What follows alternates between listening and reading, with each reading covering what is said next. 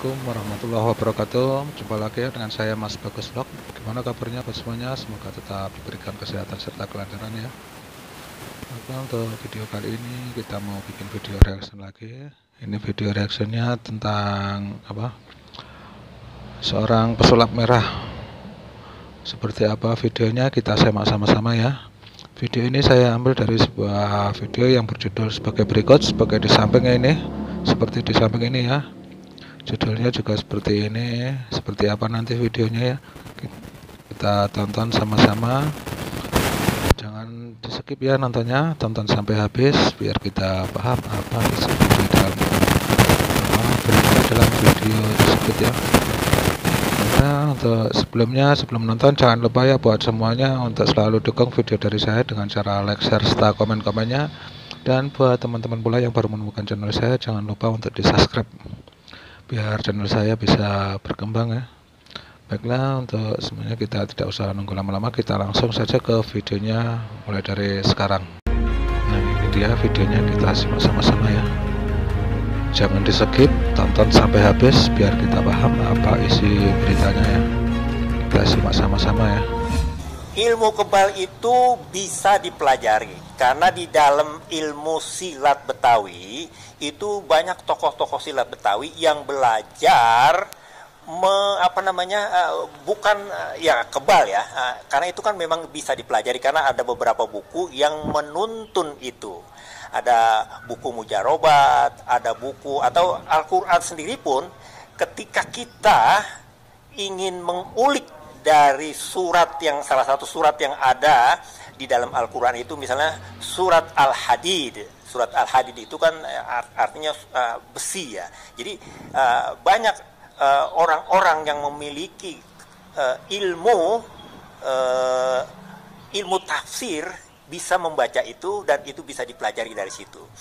Dan memang beberapa dari mereka tentu saja ada yang berhasil, dan tentu saja ada dari mereka itu ada yang ingin cepat mudah, karena belajar ilmu ini kan dia itu mengendalikan emosi, mengendalikan energi negatif dibuang sama dia sehingga dia menyerap energi positif, dan energi positif itulah yang menghantam kekuatan-kekuatan dari luar sehingga dia seolah-olah tidak mempan. Pada masa pergerakan, pada masa revolusi misalnya, itu laskar-laskar kita diisi oleh pemimpinnya, apakah dalam bentuk wafak, bentuk doa-doa, bentuk air yang diminum, itu bisa seperti itu. Jadi memang saya yang tidak bisa memiliki itu bisa mendapatkan itu karena saya ditransfer ilmu itu oleh orang yang mempercayai saya untuk kepentingan yang mulia. Jadi ilmu kebal itu memang bisa dipelajari karena ada beberapa bukunya, terutama memang kalau ada pembimbingnya untuk melaksanakan itu. Karena banyak dari mereka yang belajar sendiri atau setengah belajar kepada pembimbingnya itu, dia nggak kuat. Orang Betawi bilang nggak kuat membawa ilmu itu, akhirnya dia sepeleng. Orang Betawi bilang sepeleng itu ya akhirnya menjadi strip, menjadi gila gitu, kira-kira gitu. Jadi memang ilmu kebal, ilmu menghilang ya, energi itu, energi lawan kita alihkan, itu juga bisa kita pelajari. Sebagaimana kita pada masa modern itu, misalnya kita masih meyakini ada orang-orang yang mampu mengalihkan turunnya hujan, yang kita sebut dengan pawang hujan itu. Jadi dia mampu menolak kekuatan hujan untuk turun di sini dan dia alihkan hujan itu ke tempat-tempat lain. Jadi itu ilmu kebal dan ilmu-ilmu lain yang metafisika, yang yang tidak ilmiah itu bisa kita pelajari. Karena Islam pun kita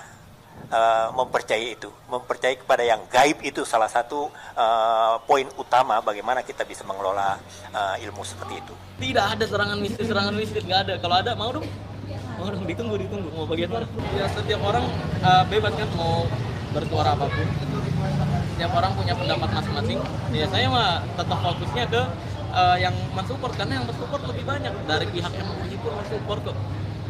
Jadi kalau ada orang-orang yang tidak mensupport ya terserah. Yang jelas dalam Islam kan menyampaikan kebaikan itu sampaikanlah walau satu ayat kan begitu kan. Menyampaikan kebaikan nggak dilarang. Dukun itu yang saya tahu ya, saya baca dari beberapa literatur yang sudah diterbitkan secara umum dan banyak kita bisa dapat buku-buku seperti itu. Dukun hitam sama dukun putih.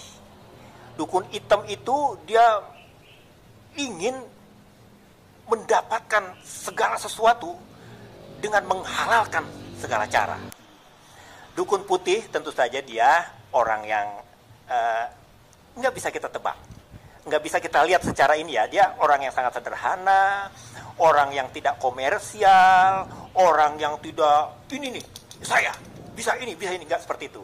Dia itu orang yang ya sederhana, rendah hati, bahkan dia nggak ingin menampakkan kemampuan dan kekuatannya itu, karena memang dia senantiasa kan berserah diri kepada yang utama. Kepada yang utama itu ya yang pemilik kehidupan ini. Dia senantiasa itu, dukun putih seperti itu. Jadi dia tidak sombong, tidak komersial, dia senantiasa membantu orang. Kalau dia membantu orang itu, kalau dulu itu dukun seperti itu, dia dikasih pisang standar oke, dikasih ayam oke, dikasih bahkan sekedar dikasih kue unti atau kue apem itu menjadi salah satu syarat dalam perdukunan Betawi itu. Kue apem itu enggak, terima kasih jangan. Tapi dukun hitam, itulah dukun hitam ini yang senantiasa komersial. Kadang-kadang dia recehan dia nggak terima, dia nggak siapin kotak seikhlasnya, tapi dia sudah pakai apa namanya tuh bandrol. Kalau lu nggak segini nggak bisa, kalau lu perlu air segini nggak bisa, lu ini. Jadi itu banyaknya ilmu seperti itu banyak dimanfaatkan oleh orang-orang tertentu untuk mencari keuntungan pribadinya. Sihir percaya, yang saya nggak percaya perdukunan. Perdukunan itu kan semua agama itu mewajibkan untuk percaya hal goib, surga, neraka, Tuhan, malaikat, jin, sihir dan sebagainya. Tapi perlu diingat juga semua agama melarang keras perdukunan. Ini gitu, ya kan? Enggak, karena saya meyakini total perlindungan Allah itu lebih kuat dari apapun. Iya, jadi nggak penting banget kayak misalkan takut sama sihir. Kalau banyak orang yang bilang lu nggak takut sama sihir berarti nggak percaya sihir. Lah, kalau lu takut sama sihir berarti lu nggak percaya perlindungan Allah gitu. Gitu kan, kita tinggal balikin lagi. Kalau lu percaya Allah itu lebih kuat dan lebih berkuasa, ngapain takut sama sihir? Kan semuanya yang menentukan Allah, bukan sihir, bukan jin. Gitu. Kita di Nusantara penuh dengan itu, di seluruh Nusantara masih dipraktekkan sampai sekarang, ilmu-ilmu telu, ilmu santet segala macam. Kita seolah-olah nggak percaya. Orang-orang banyak yang nggak percaya itu, tapi kenyataannya orang yang nggak bisa kawin, orang yang nggak bisa punya keturunan, orang yang menyakiti kemudian dia diteluh, dia segala macam itu senantiasa ada dan beredar di masyarakat kita dari zaman dahulu kala sampai zaman sekarang. Saya meyakini itu. Iya, kalau cerita seperti itu dari dulu sudah kita dengar. Bahkan saya pernah melihat praktek itu secara benar gitu. Waktu saya masih kecil di tahun 79-an gitu ya.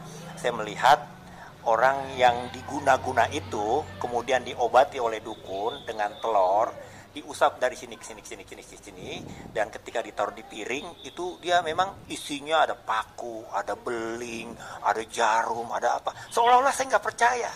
Ini ada nggak sih? Tapi saya melihat itu dan itu ada. Dan karena itu saya meyakini ilmu-ilmu seperti itu memang ada dan dapat dimiliki oleh. Nah, itu tadi videonya ya. Semoga teman-teman bisa memahami apa berita dalam video tersebut ya, apa isi videonya. Semoga teman-teman bisa paham dan semoga kita paham apa yang disampaikan oleh Pesulap Merah dan juga seorang budayawan dari Betawi tadi ya. Terima kasih buat semuanya sudah menyimak video dari saya. Tunggu video-video saya berikutnya ya. Terima kasih buat semuanya. Sekali lagi jangan lupa untuk selalu dukung video dari saya dengan cara like, share, serta komen-komennya, dan jangan lupa pula untuk subscribe. Terima kasih. Saya akhiri.